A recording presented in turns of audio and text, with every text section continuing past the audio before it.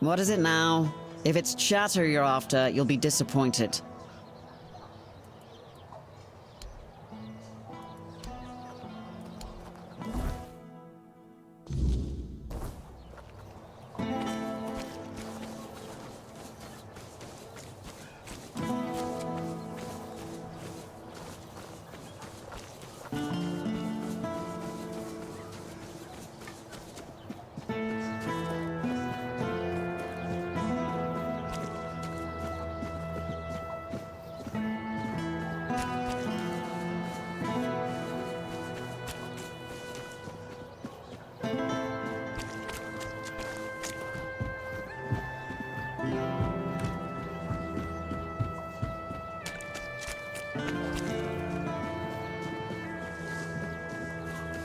Help a soul out on your journey, will you?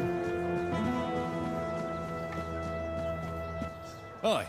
Have you had a chance to drop by the bookshop yet? What? I wasn't harassing her. I was just being friendly. I don't see what the big deal is. Besides, she should be grateful. I bet a savage like her doesn't get all that many compliments, especially not from men like me.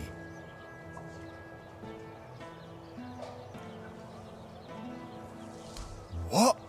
That bitch! I'll teach her what happens to people who try to get smart with me.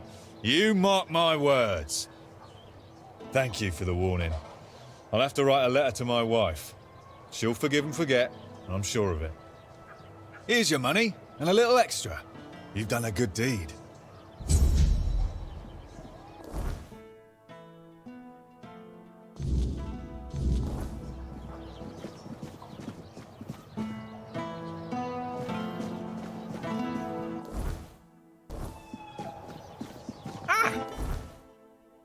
Watch it.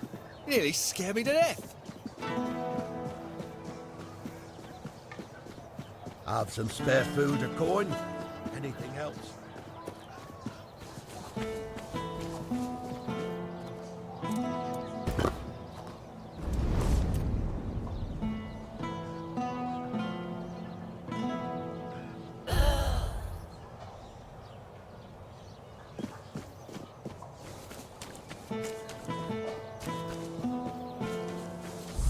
Always a pleasure to see you. Hello there. Looking for solid, affordable gear? You've come to the right place. Ah, but where are my manners? I'm Alwyn, and you, my dear stranger, look like you're in dire need of a resupply. Well, the men here doesn't seem to be on the verge of dying anymore, and with the Camelotians around, business is booming. The longer they stick around with nothing to spend their coin on but our stalls, the better for us. It's a bit of a shame I'll have to delay visiting my brother at the Horns of the South, but he'll understand. He always says he can't leave his stall for even a single day. She is? That's interesting news, though I had no idea the hospital had financial problems. I thought it was funded by our brave Camelotian army. Or was it Lord Yvain? I can never remember.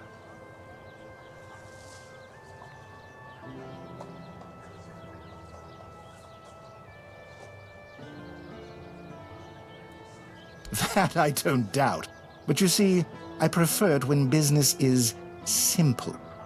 Complicated sounds like the opposite of a good opportunity.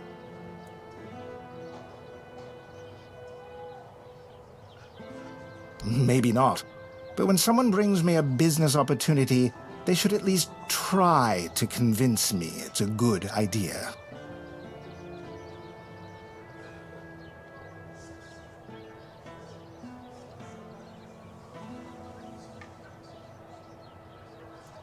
That's true. But in Connacht, people would sooner dig up their grandmother's miracle recipes than pay for something they used to get for free. I need some concrete ideas.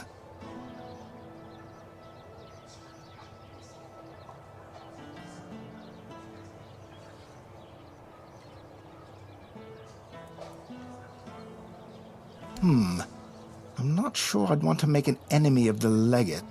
It's not a bad idea, but it does feel a bit risky.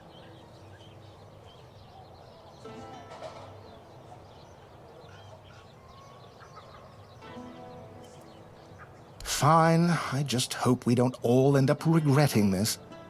You'll need to get others on board, so try to show a little enthusiasm when you talk to them.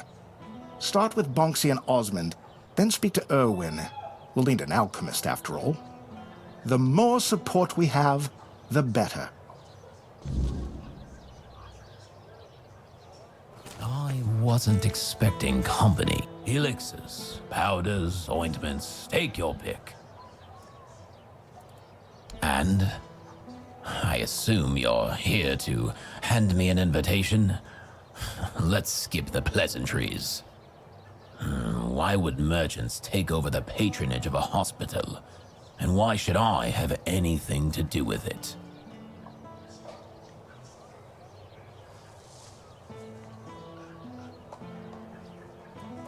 Touching, but I'll have to disappoint you.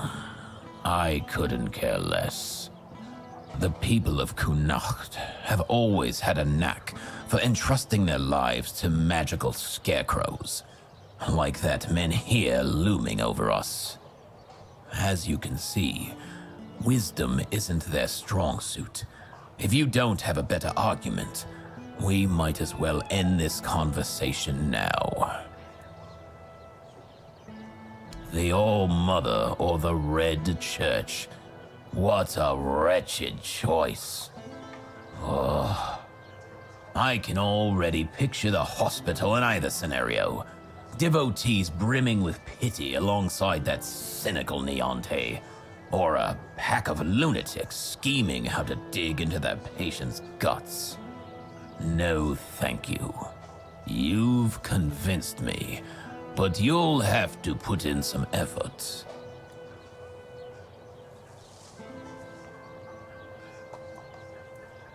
Because religion dulls the mind. It's no different from magic. Finger-snapping, conjuring tricks over your head, miracles, and warding off evil spirits. Healing. That's what science and alchemy are for. Not some collection of stories about salvation and grace.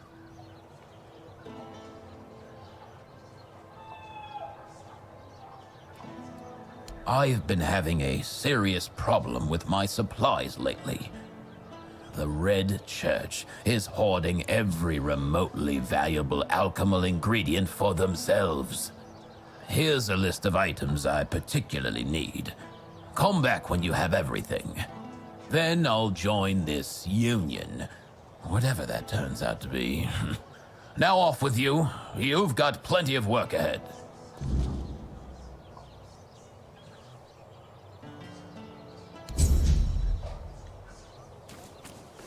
You doing okay? Welcome! I haven't seen you around before, but since you decided to visit, I can tell that you have excellent taste. One day, a friend of mine asked me if her new dress looked good, and I told her, "You have excellent taste." She was tickled pink and said, "Oh, do you really think so?" And I said, "Absolutely. After all, you came to me for advice." Now, let's get down to business. My name is Osmond. If you're in need of a bow or some arrows, I'm here to explain everything and offer you some advice. No. Good advice is always handy, especially when it comes from someone experienced. And believe me, when it comes to archery, I'm not just an expert. I'm beyond that. In fact, I'd be surprised if you found anyone on Avalon who knows more about it than I do.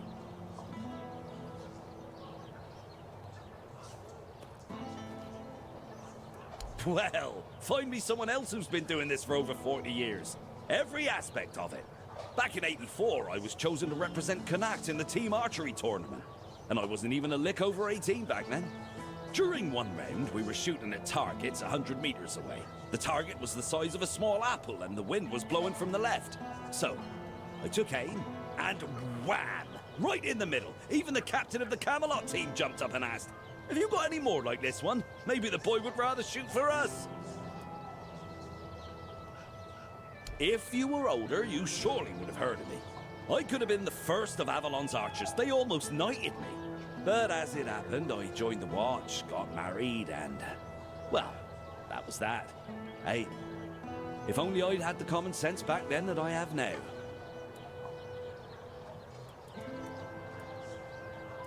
Gossip is for women and innkeepers.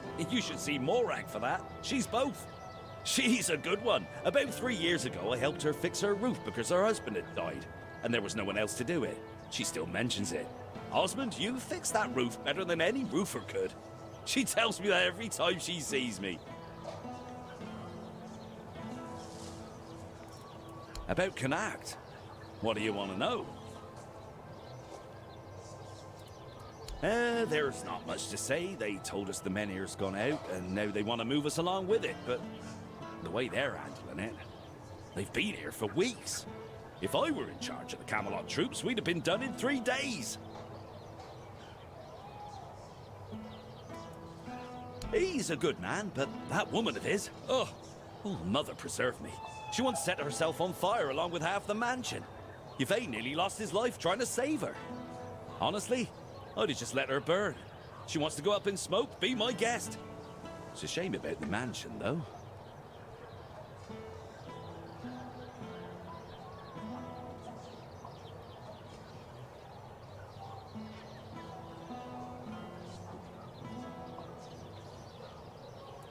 I was born here, and I've been shooting a bow ever since I was a wee lad.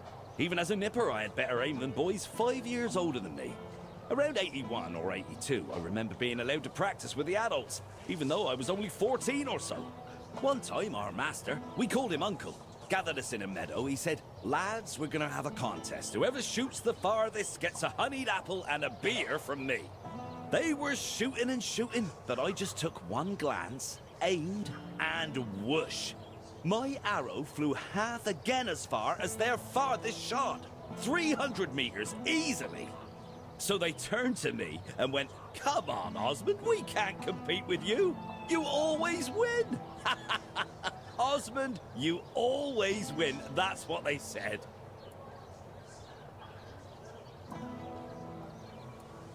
I could have joined Camelot's army. With my aim, they would have made me one of the royal archers. But leaving was tough, especially since the girls here love to watch me shoot. They'd squeal with delight every time. And in Camelot, during a war, who knows what might have happened, so I decided to stay in Connacht and join the Watch. In the Watch, I taught others to shoot. Some of them loved those lessons so much they kept practicing even after sunset. So I'd ask them, "What are you doing here? You can't even see the target." And they'd reply, "Oh, but the lessons with you are just too short, and we're really excited about archery." I kept participating in tournaments. People often bet against me, claiming I couldn't hit a bird in flight or a birch as thin as 2 fingers. I usually came out on top, earning a decent amount of money. But somehow it all just vanished over time. Then I quit the Watch and began trading in top quality bows and arrows. That's all there is to know about me. Oh, and I have an adult daughter, but I'm not sure if she's still around. She left Connacht and we lost touch. As it happens, there's something you can do for me. I've written a letter to Lord Yvain, a few suggestions on how, in my view, he ought to handle this whole business with Camelot. Figured he could use a bit of advice from someone with strategic sense, a head for negotiation, and a touch of military experience. Would you take it to him?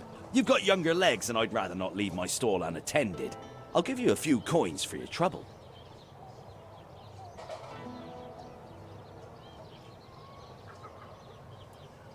Brilliant! Here you go. Just don't lose it. I've only got the one copy, and I've no mind to write it all out again. Ha! I'm not surprised he's asking me. Without my financial backing and, more importantly, my experience, most of the guild's investments wouldn't stand a chance.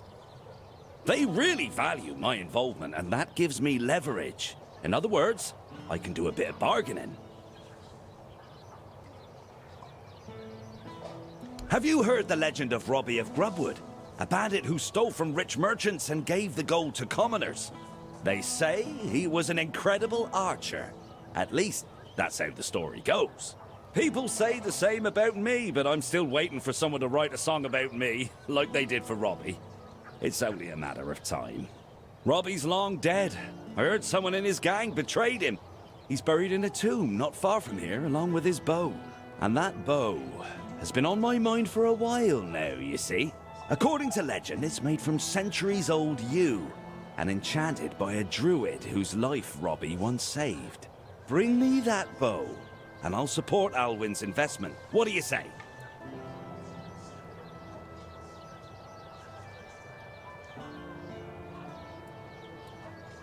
That's what I like to hear. I always say sticking close to older, more experienced folks is worth it. There's so much you can learn from them. Am I right? Of course I am! What about it? You found it? Then what are you waiting? Oh, how did it go? Did he read it? What did he say? So what, you're keeping it tucked away somewhere, waiting for the perfect moment.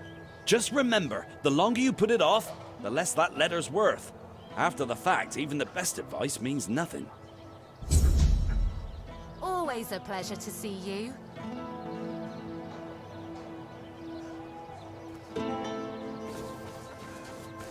You're not here to talk about the men here, are you? Oh, please say no. I've had my fill of that topic for a lifetime. Oh, there are far more exciting things to chat about. Like treasure hunting, for instance. You got a look about you. I bet you've been to some dangerous places, haven't you? I'm Bonksy, by the way. I'm an adventurer myself. I have a few trinkets to sell from my last expedition. Want to take a look?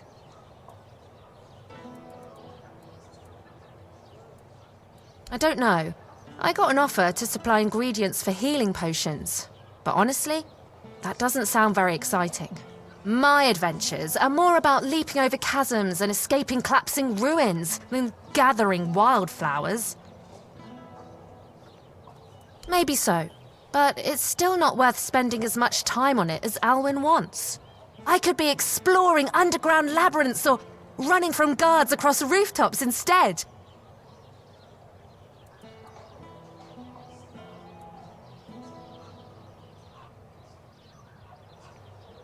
That would turn my travels into a list of chores instead of an adventure. No, thank you. I'd rather focus on the experience than constantly think about work. I'll turn Alwyn down.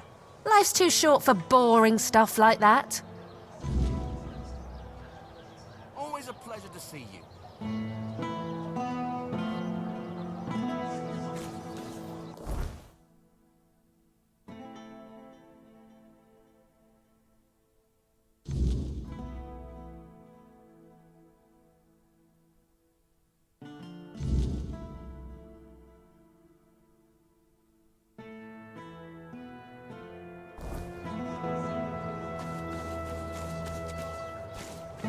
You doing okay?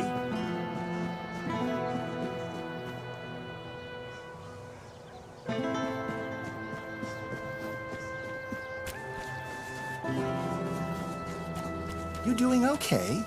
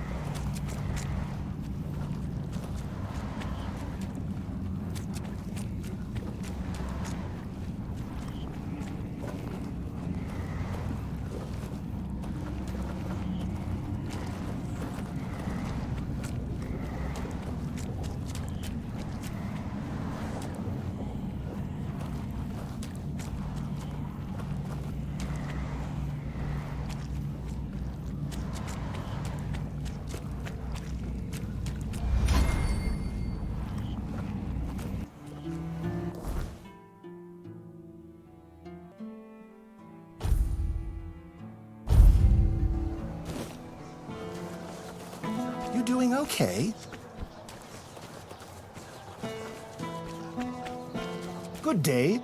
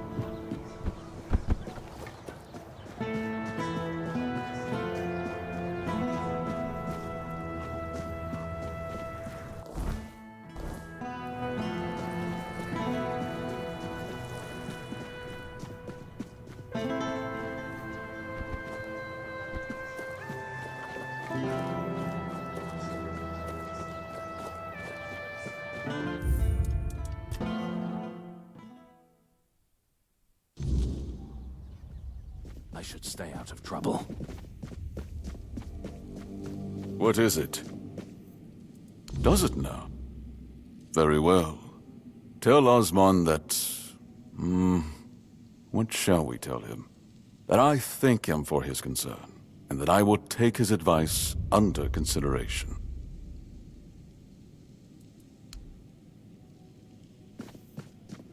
The less attention, the better.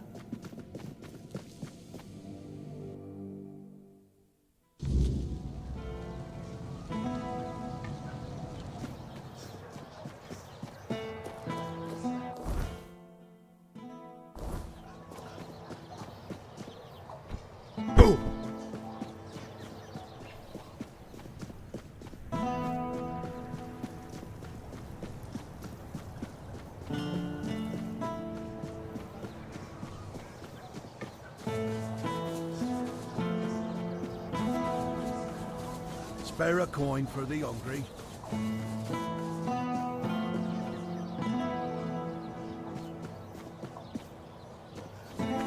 Oh, hello there. Hello. Coming back to me, I see. You must have excellent taste.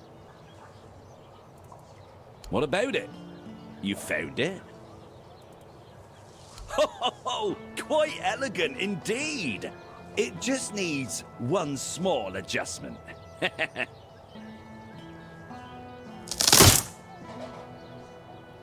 Do you know how many legends and songs I've heard about this Robbie guy? Oh, what a remarkable marksman he was. Splitting an arrow already lodged in the bullseye with his own during a tournament. What a story. But did anyone actually see it happen? Why make up nonsense when there are just as good, or even better, living archers out there? One of them lives right here in Connacht. Why not write songs about him? A bandit is a bandit, and yet here we are, turning a thief and murderer into some sort of romantic hero. Some hero. I gave my word, didn't I? And do you know who breaks their word? People without honor, thieves and bandits. No one would ever call me that. Everyone knows I keep my promises. Oh? How did it go? Did he read it? What did he say? Ha! You see? I always say when someone speaks sense, even a lord perks up his ears. Good work. Here's the payment I promised. Always a pleasure to see you.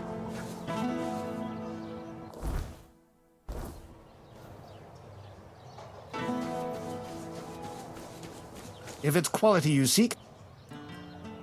well, that's not ideal. I was hoping at least most of them would be willing to invest. It won't be easy to make it work, but we'll do our best. Ailey will remain as head of the hospital, and at least for now, some of the financial burden will be lifted from her shoulders. As for the future, well, who knows? Avalon is vast and full of opportunities. Maybe something else will come our way. What brings you this way?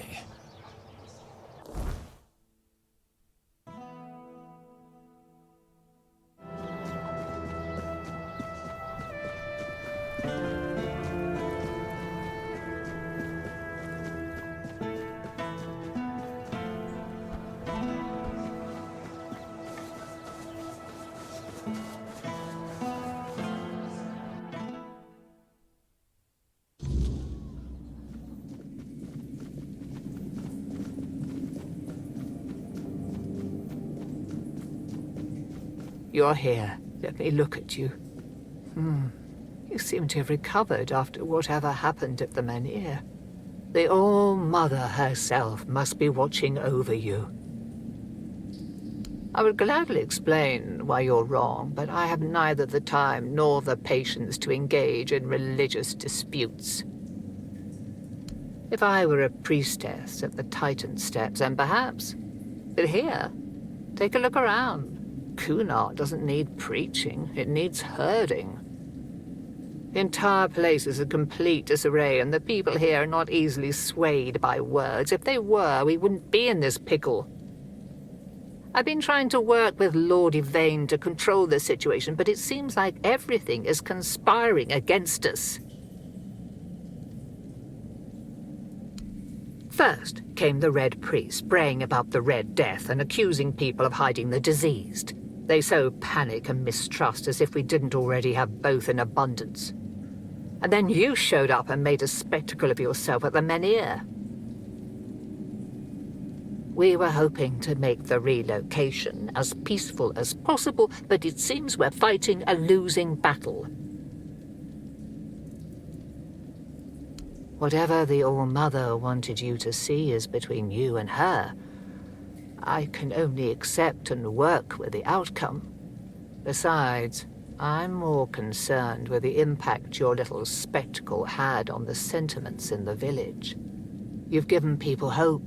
Only time will tell if that was misguided or what the consequences will be if it proves true.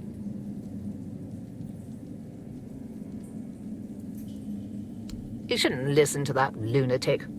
Every time I see him, he's under the influence of goddess only knows what. I suppose he's right and the Menhir really can be reignited. Then what? This land is dying and barely produces any crops. Menhir or not, I can't see a future for Cunard. He would need a miracle to survive. Relocation would be the best outcome for everyone. There is more than one way to spread the All-Mother's grace. Why shouldn't a priestess take part in leading the people she serves? Lord Yvain is in a precarious situation. He needs all the support he can get, and supporting him in this endeavor only benefits the residents of Cunard. Besides, my apprentice Ailey is very talented and can handle all the matters that require a more hands-on approach perfectly well. The hospital will manage without me for a little while longer. Ailey is more capable than she realizes. Here lies Lady Maeve, wife of Lord Yvain Tarion, my dearest friend, the one I couldn't help. I'm wondering the same. I thought I'd find solace or perhaps even grief, but all I feel is numbness. The hospital, yes, I've seen the state it's in, and I've seen Ailey's devotion to her work. She's right, it needs more than just repairs. It needs purpose. The All-Mother's temple was meant to be a place of comfort and healing, but it became distant and unapproachable. What good is faith if it doesn't reach the people who need it most?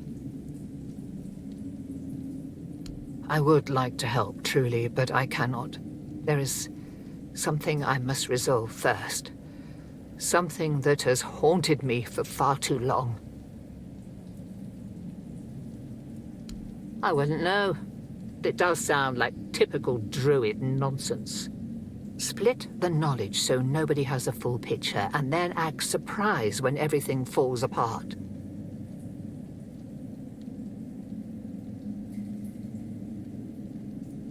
If anywhere, it'll be at the temple of the All-Mother, or what's left after its fall. When corruption spreads there, my sisters who served became something else. Abandon this quest while you still can. Whatever you seek there isn't worth what this twisted place will do to you.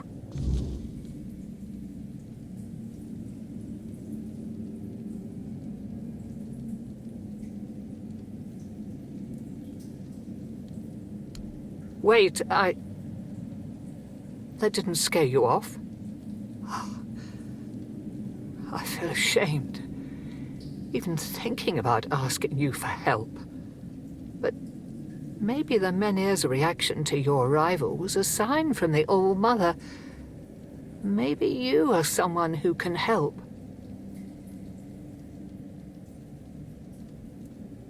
You never asked me whose grave it is. I come here because it's a reminder of how I failed those who counted on me, and I should feel sorrow, guilt, something. But the truth is, I lost part of myself long before Maeve was taken. I stand here. I wait for a feeling to appear, and nothing comes to me. Not ever. At the corrupted temple, something happened when I was still a priestess out there.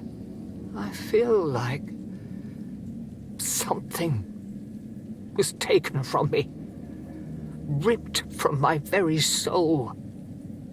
And I've been hearing her voice ever since. Lorelia. I don't remember. I should, but the memory eludes me. She's calling to me, but I can't answer.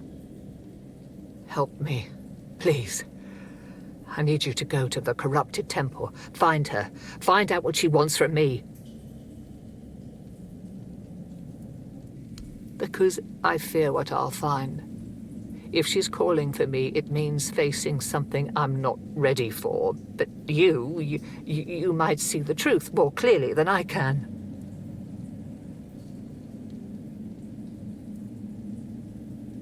Thank you. Whatever this is, it has haunted me long enough.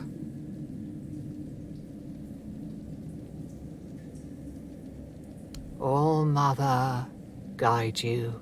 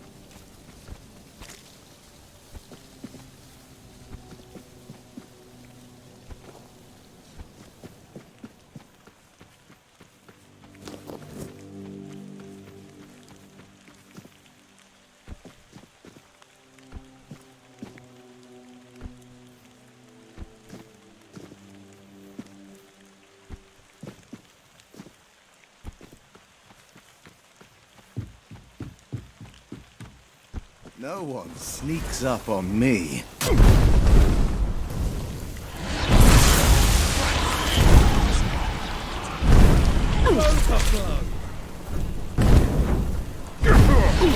You'll fall to my sword!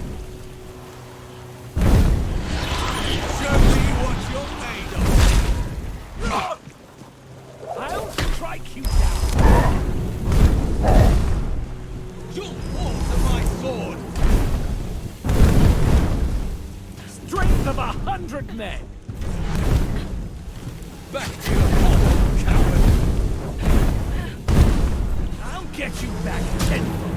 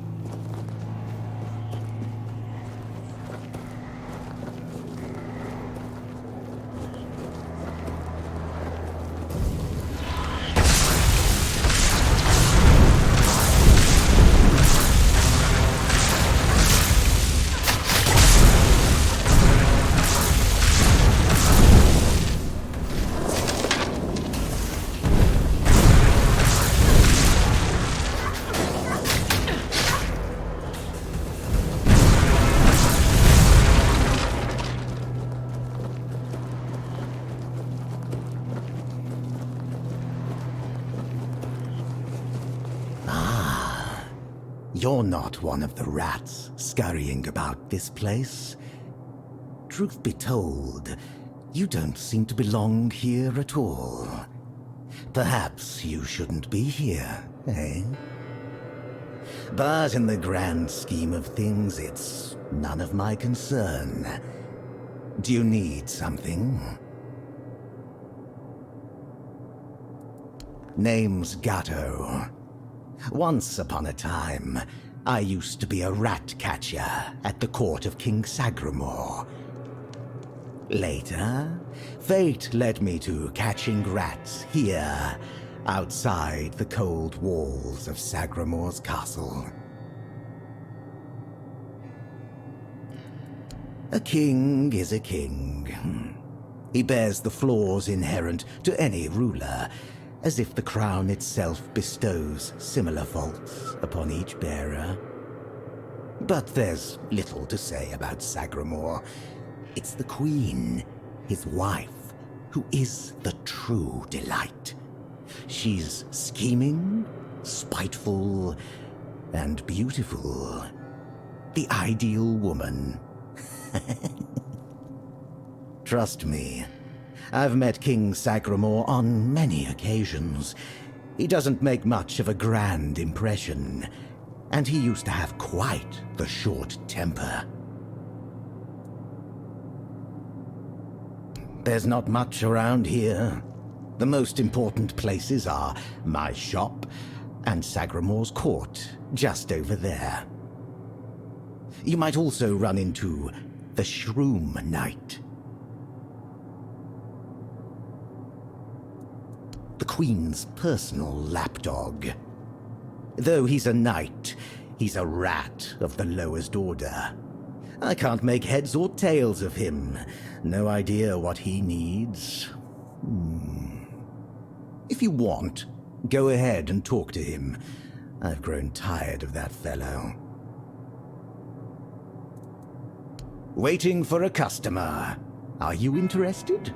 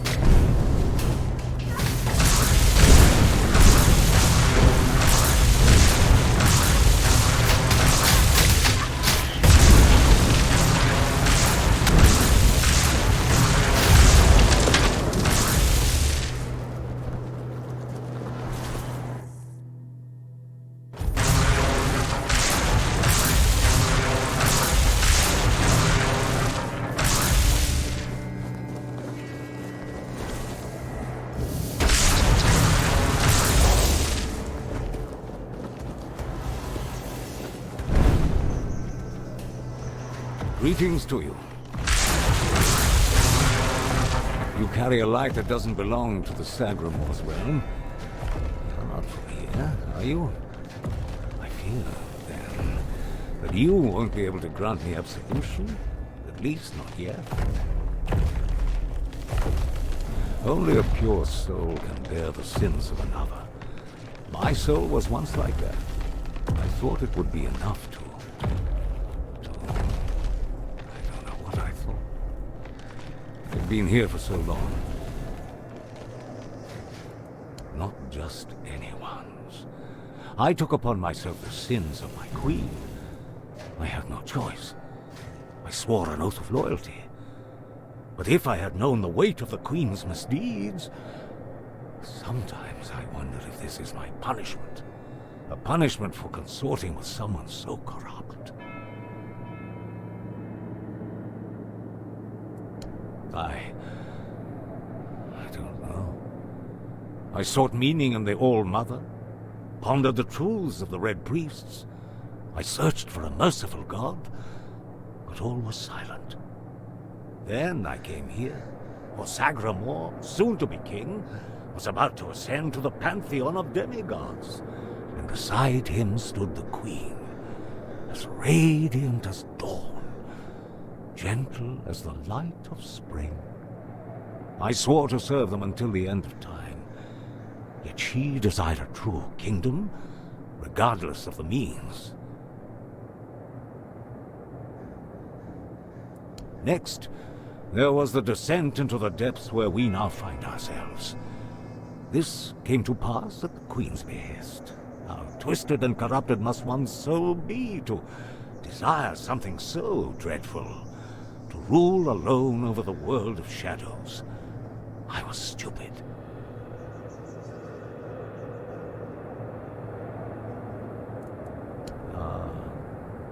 That. It may be my only solace in this vale of tears.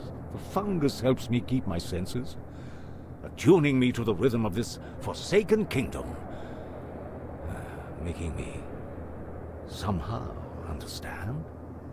I feel the footsteps of the souls wandering about. I feel their ever unfulfilled needs and desires.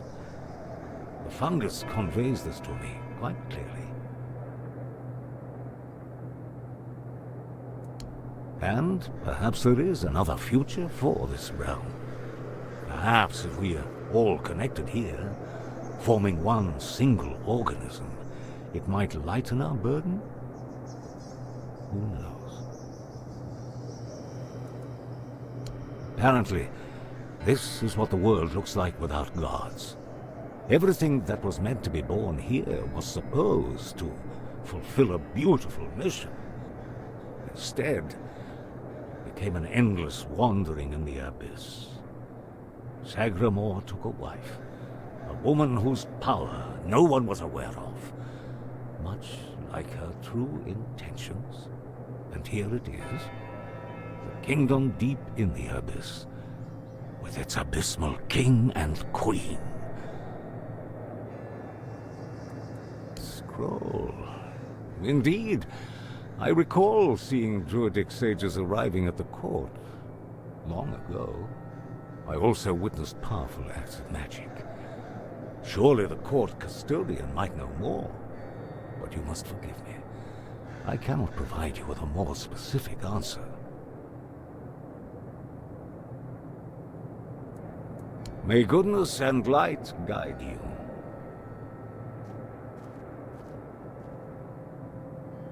May goodness and light...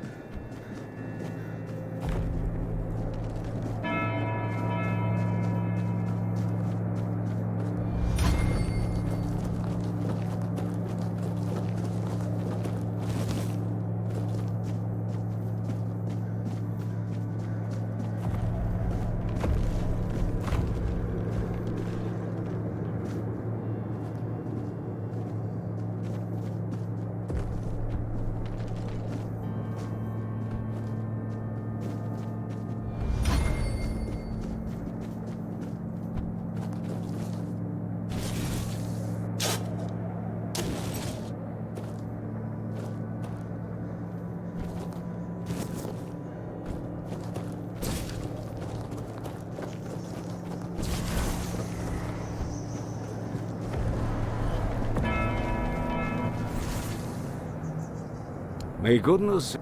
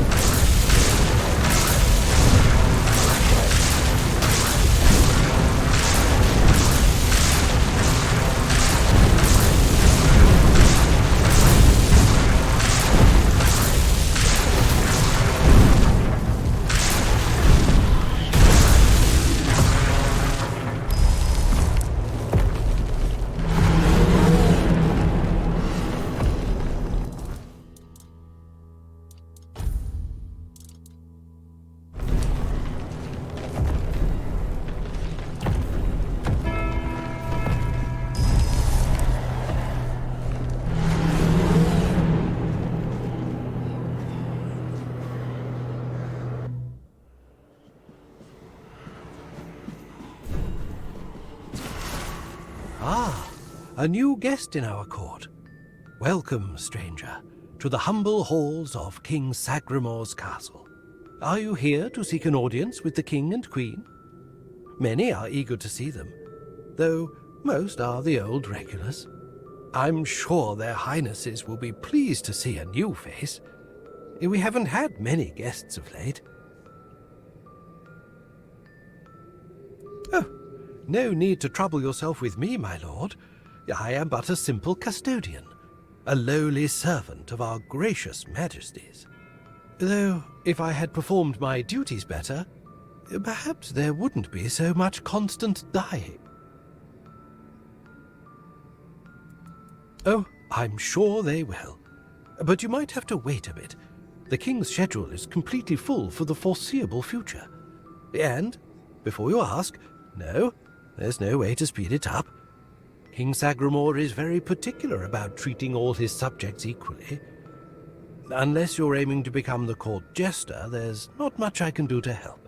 Though, now that I think about it, perhaps if the Queen's sisters put in a good word for you, you might just get to the front of the line.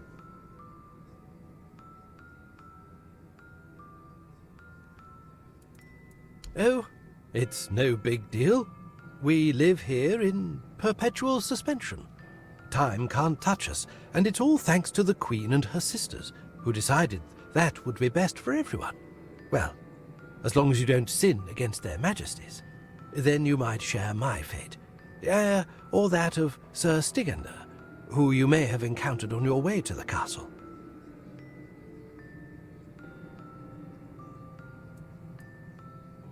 Oh, that would be Miss Clare and the midwife.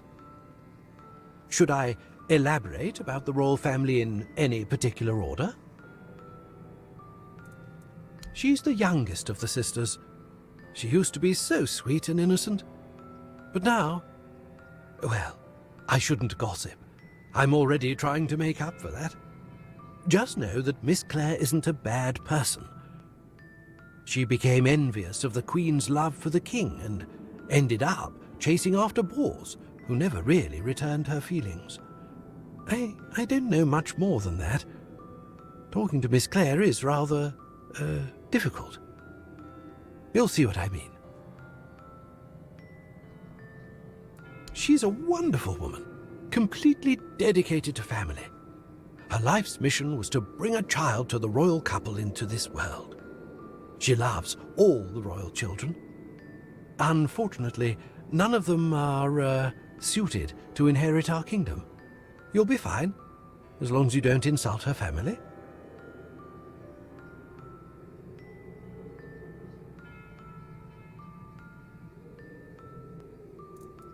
I'm glad you asked, my lord. All you need to do is kill me, and the keys to the sisters' chambers will reveal themselves to you.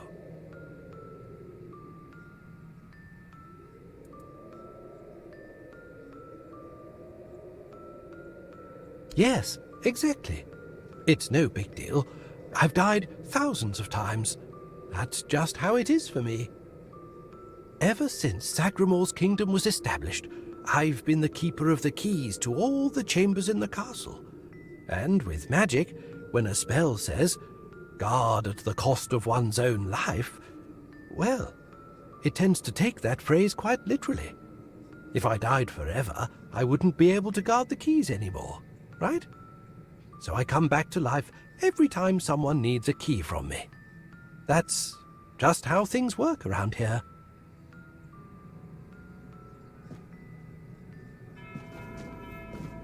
Hello again, my lord.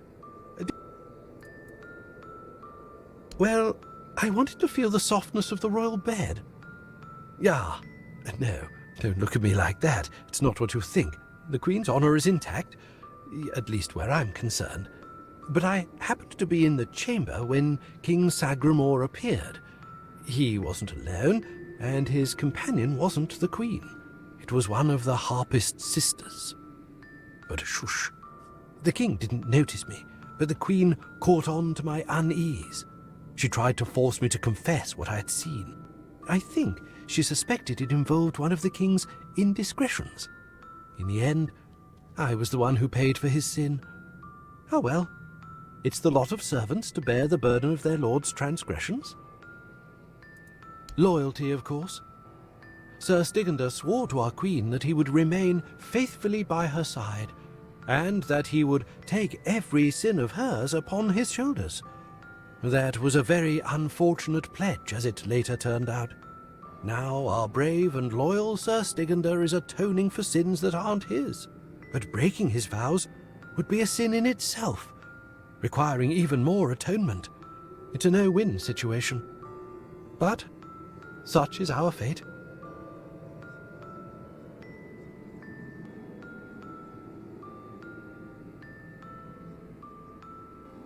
Have a splendid time at King Sagramor's court.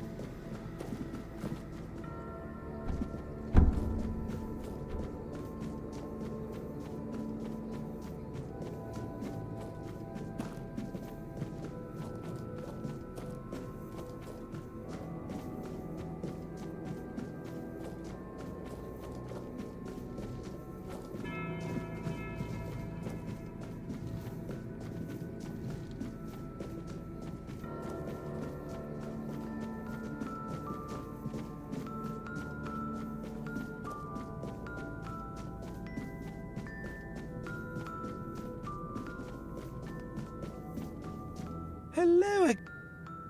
Have a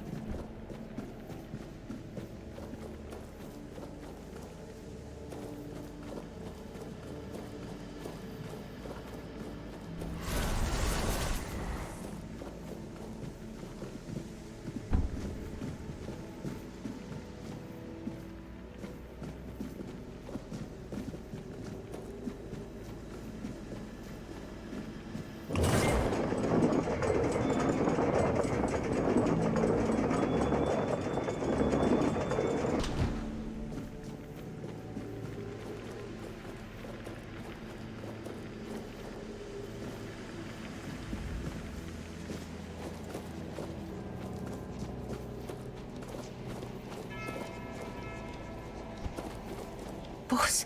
No, not boars. Boars in the letters. The letters to boars, to beloved. These, all of them, I write. Letters to beloved boars, I write.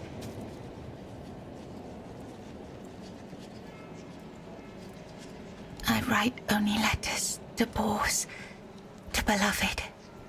Yours, Claire. Sister has a tablet. Once she had it. Once, sister. In Sagramor's arms. Once. Me in Boar's arms. Forever. Yours, Claire. I write. Boars. No, not boars. Boars.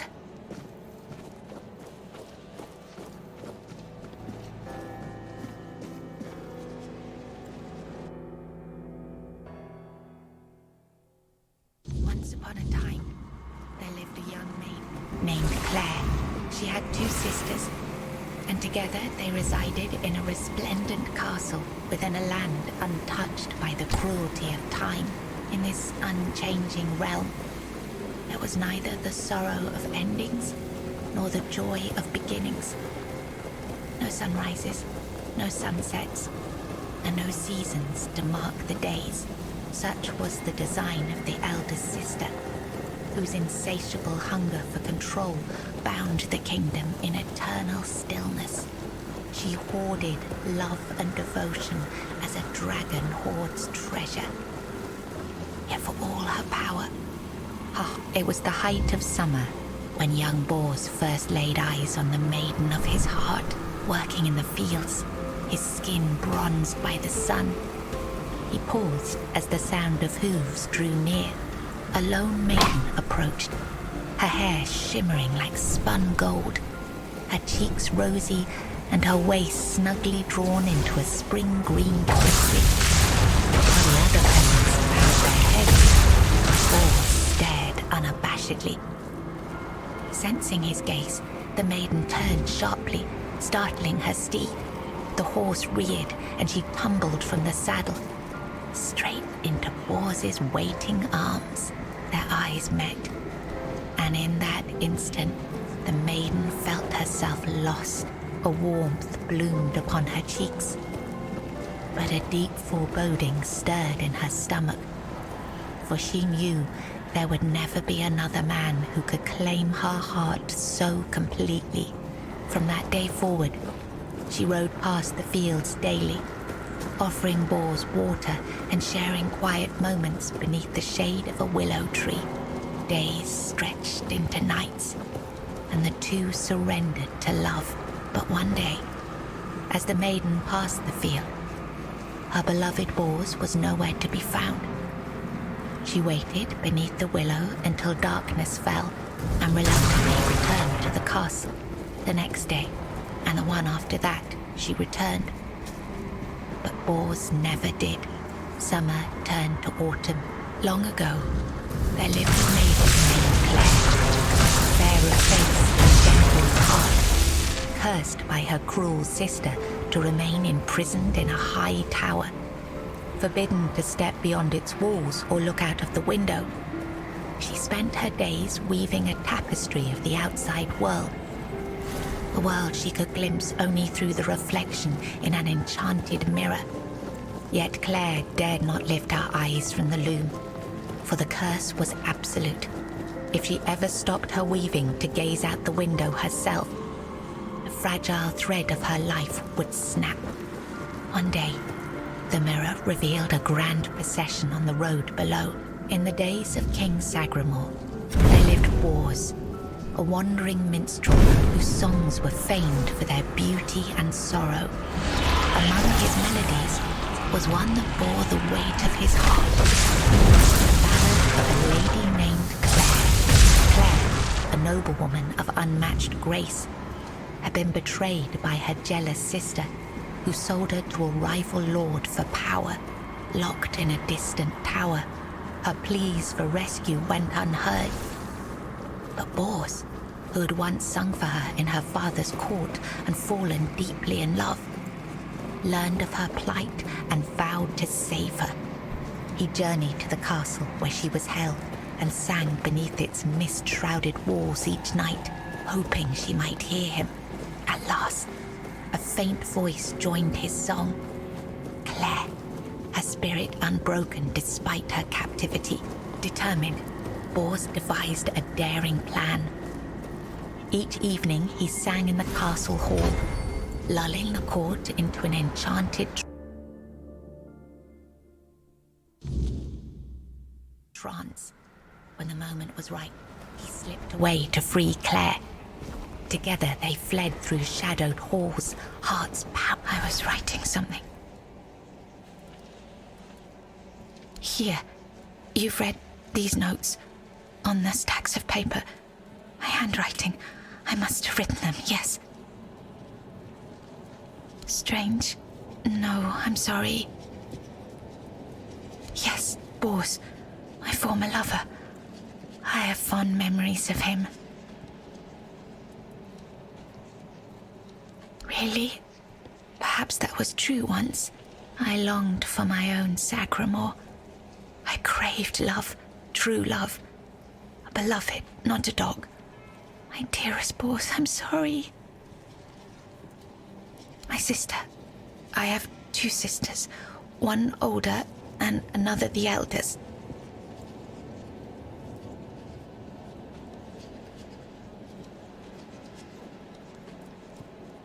She's the caregiver.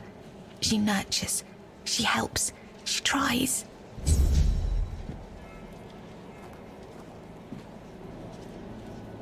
I was writing something important. Do you know what it was? Enough. She sees all. Here's all.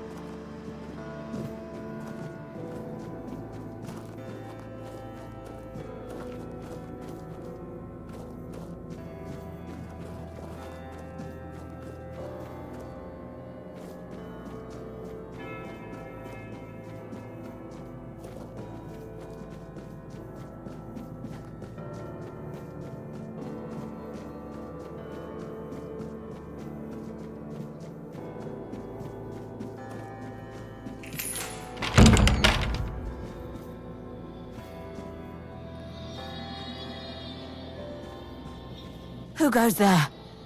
Are you here to see the children? Oh, my sweet babies. I lost them. I lost them all before they even got here. They scattered, poor things, like dandelions in the wind. My little flowers, they're all gone. Met their grim fates within these castle walls. They die and die at the hands of those who should have loved them, or through their neglect. Poor little things. They deserved so much better. After all, they were barely more than blood on our sister's white sheets. The Queen. She wants nothing to do with me. I failed her so terribly that she no longer wishes to see me. I've fallen so far from her good graces. But I will make it right. You'll see. I just need the children here, safe and sound. Maybe when she sees them, even as they are, she will love them just as much as I do. No, I swear they are here. They are all here. Our little princes and princesses. They never were, and never will be. Yet they give me no rest. Last night, I dreamt of our brave Wieland pierced by 100 arrows. 2 nights before, he was swallowed by the water. He never left his mother's womb, yet he calls to me always. But I cannot find him. So I write. I write when he last showed himself to me, so I'd know, so I could go to him if I ever had a moment of peace. They are here because I wished for them so desperately. I hoped my sister would be happy, but you cannot force something that was never meant to be. Yet I tried and tried and tried. Now they haunt my dreams and waking hours, while the Queen has forgotten she ever carried them under her heart. Really? You'd do that? And you won't hurt them, will you? Please, I cannot bear to hear their cries anymore. I need them close, so I can watch over them as I was meant to. If I could keep that one promise I made to my sister, perhaps then I could finally know peace. Let me think. Renaud, the Crown Prince, loved to stand on the balcony, gazing down at the gardens, watching the legacy that will never come to be. Little Noah, covered in blood. His mother would wash him again and again, scrubbing endlessly. It feels like he rarely leaves the bathtub. Oh, and Hugo, such a sweet child, sleeping soundly in his cot, sleeping and sleeping, always and forever. He has his favorite lullaby.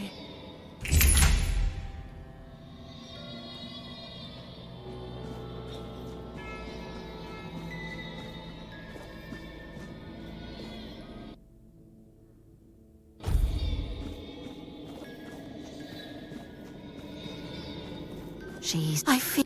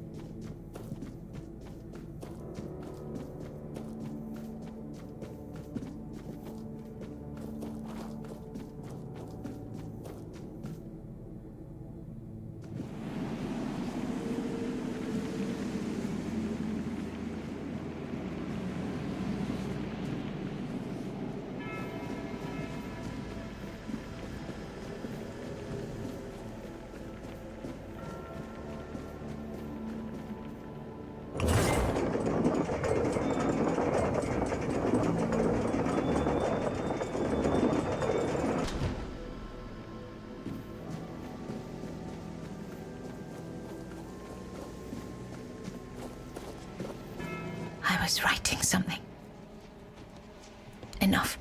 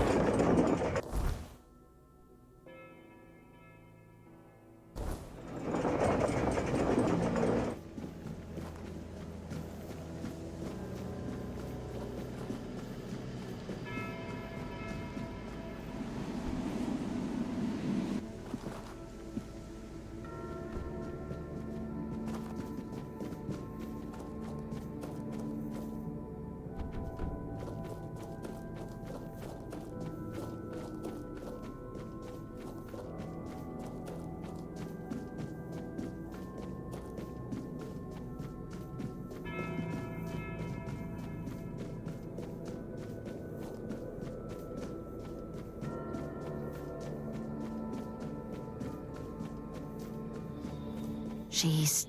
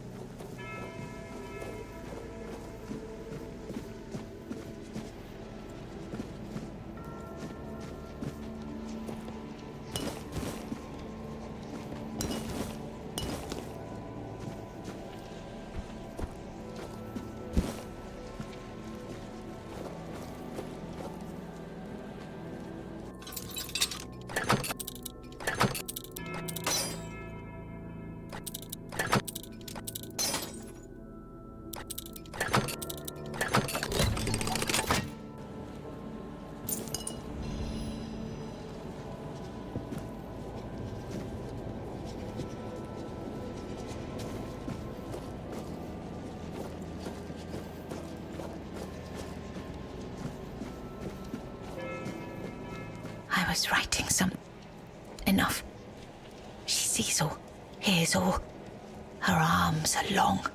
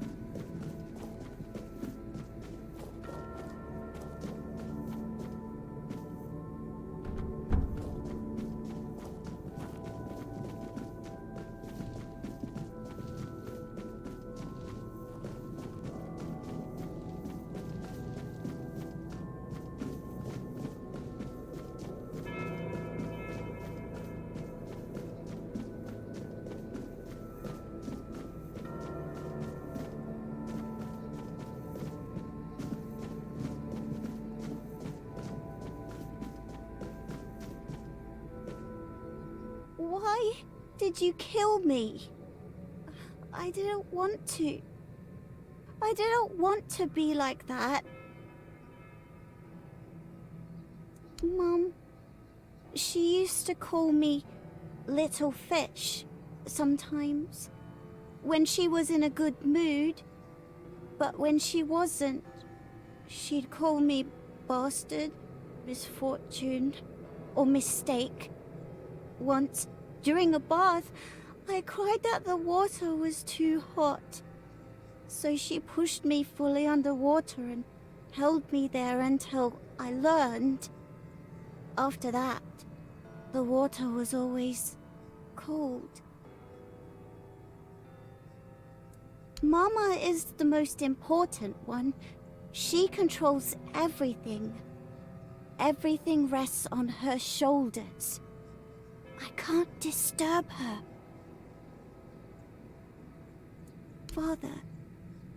Father is the king, and usually just sits on the throne. Mama always said he was busy, but He just sits there. Then I was here, sitting in the water, and I never cried again.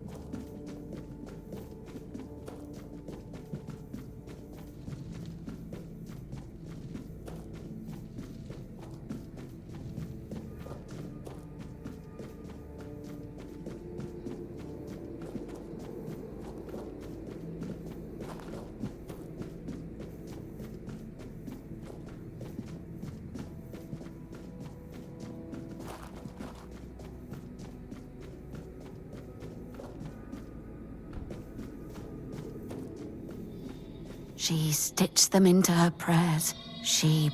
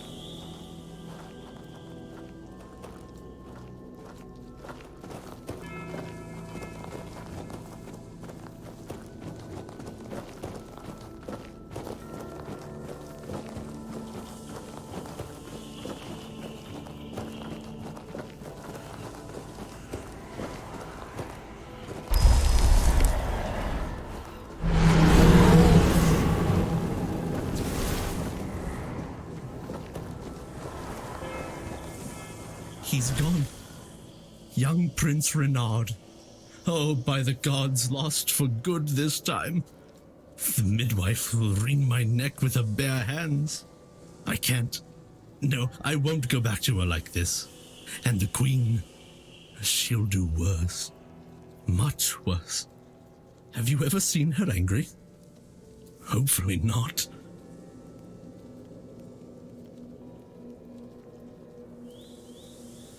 Oh, yes, of course. Straight into the void. He stood there for a long while, just staring into the well. And then he was gone. He just stepped in like it was the most natural thing in the world.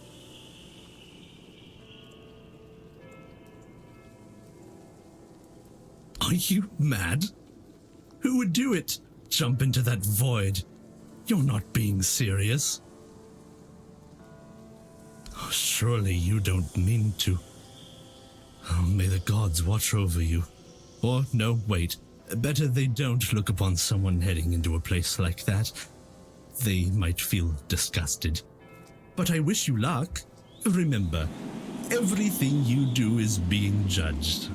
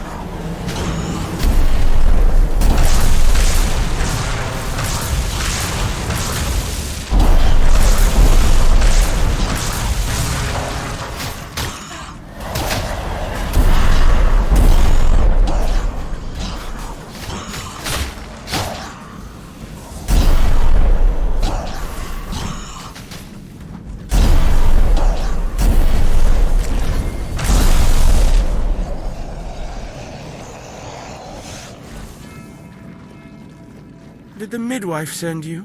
Or was it that coward who's supposed to be keeping me under their heel? The firstborn of the king and queen. A proper little princeling. Almost grown, though life has never tested me thanks to the comfort I was raised in.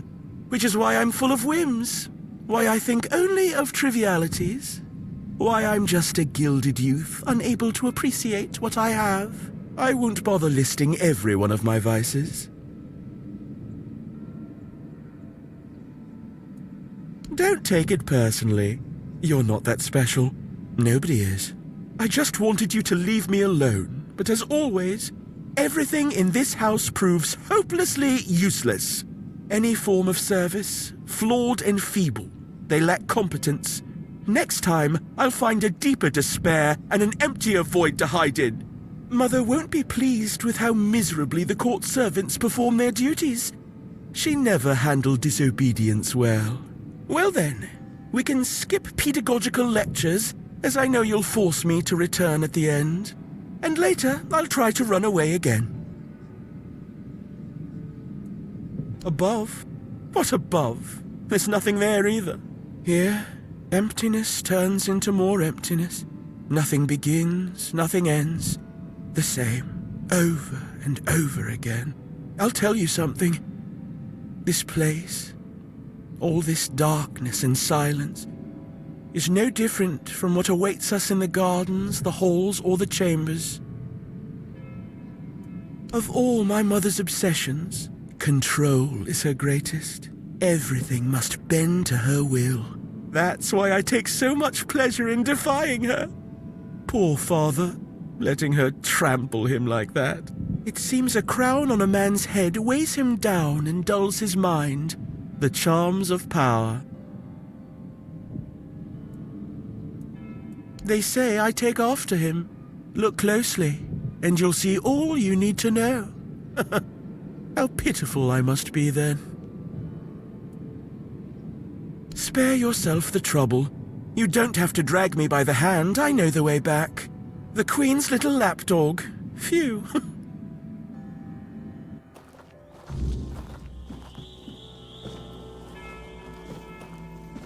You found the young master. Joy, such great joy. I owe you a debt or two. We simple folk, we must stick together. Here, take this. I hope it serves you well.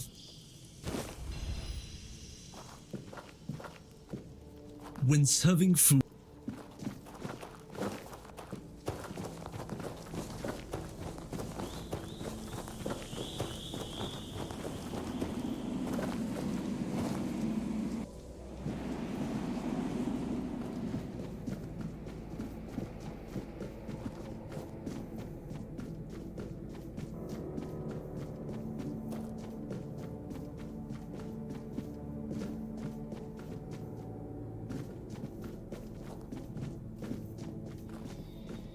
they are, but maybe not.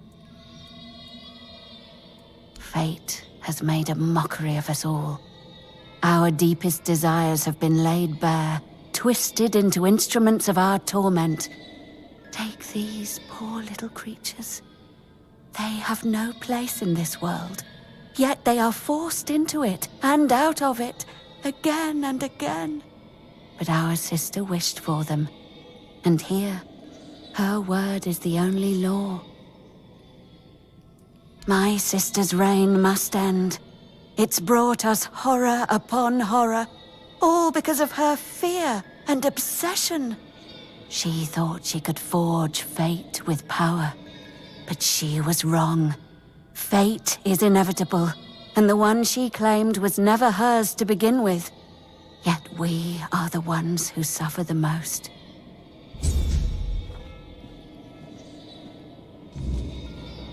Brought into this world. Hello again, my lord. Are you ready for your audience with the king and queen? Nobody knows.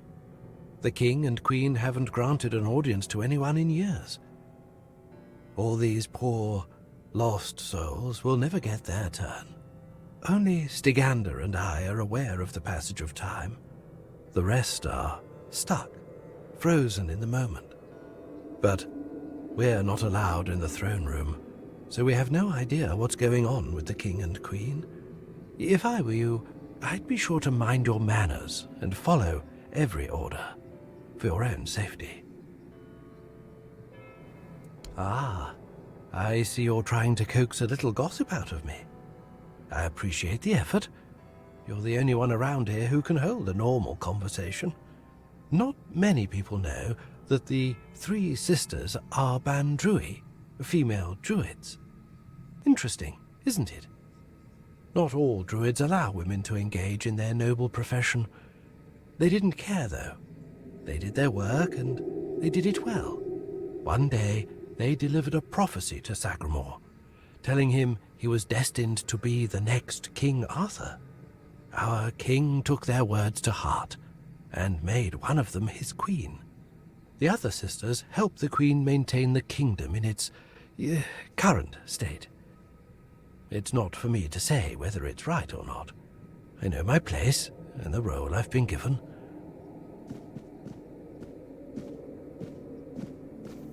You've done what you were asked to do. Satisfied? Hello again, my lord. Are you ready for your audience with the king and queen? As you wish. Here is the most precious of all keys. It will open the doors leading to the throne room. Oh, and you might have an occasion to see the royal chapel. Please, don't forget us. Damned for all eternity.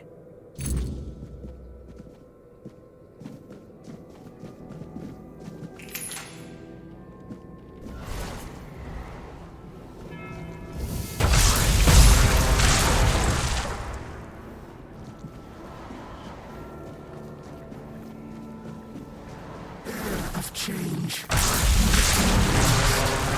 I was chosen to extend you an invitation to speak.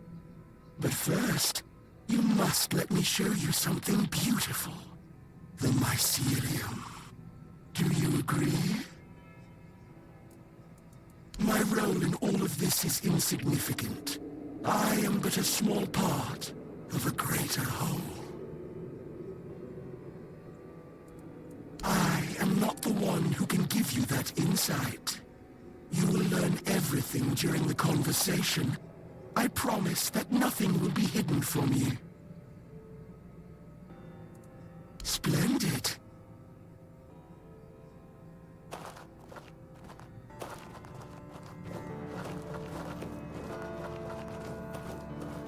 Your arrival brings me joy. It means this place might have a better future. Welcome. Your arrival has sparked real change in this place. For the first time in centuries, I have no doubt this change will only deepen. But I want you to understand what you will bring about. The curse of this place will be lifted. However, with its disappearance, all the inhabitants of this place will die against their will. There is, however, an alternative. You will go to my home, the place that is my core, and you will take a part of me. When the time is right, you will place me within the body of the unfulfilled King Sagramore. I will take control of this place through the bodies of the royal couple. This is the only way it can be done. The king and queen are inextricably linked to the origin, the present, and the potential future of this place. They must have a part in this. My growth will be slow, but eventually I will encompass everyone. The new kingdom will be a common good. I cannot force this decision upon you. I am not able to threaten you, nor do I wish to. But after you complete your task, this place will die with all its inhabitants. That is all. No more, no less. So then, what is your choice? There will be no other opportunity for this conversation. I don't want to strain Sir Stegender's body for too long. the faithful penitent. We were fortunate to cross paths. He found peace and was able to partially come to terms with his fate by attuning himself to me. As for me, I gained this vessel through which we can converse. We helped each other greatly. Wonderful. When the moment comes, plant us within the king's breast. Let him finally rest. We shall take this place. Thank you, on behalf of the inhabitants of this place.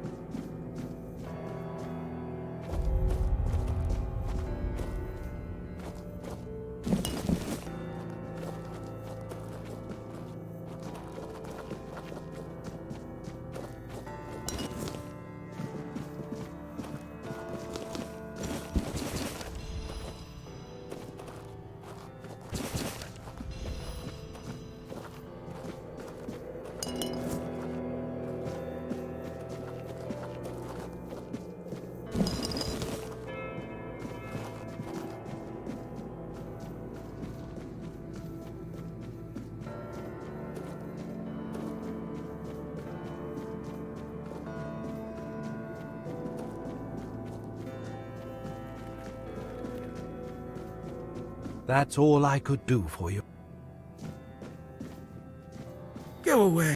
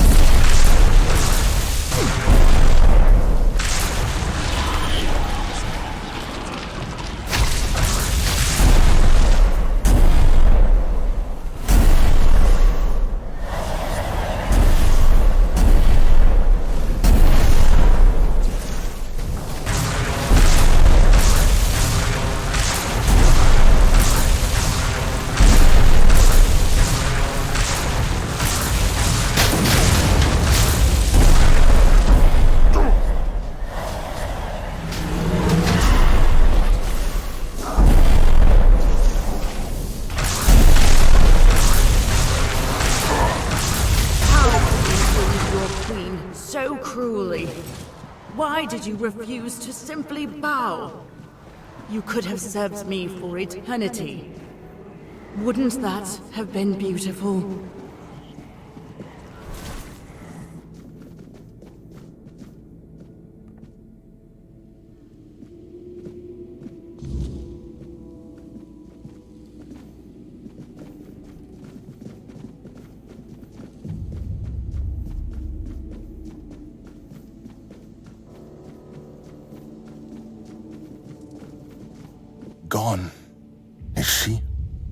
gone from one eternity straight into another. Oh, how I wish we'd had one more day. A proper one. Marked by the sun setting on us forever. Once, I dreaded it. The relentless passage of time. And now, all that's left is tomorrow, and tomorrow, and tomorrow. And all our yesterdays have lighted fools, the way to dusty death. Now it all ends. The lofty dream, the endless torment, and the fruits of our vanity. What we leave behind is a monument to our own foolishness. There will be no legends told of this place, for it is a tale told by an idiot, full of sound and fury, signifying nothing. And this is for you, the reason for your visit to this cursed court. You may leave now. Your audience is over. Fear not, till mushrooms take the place of your heart. And now mushrooms grow in my chest. The king is dead. Long live the king.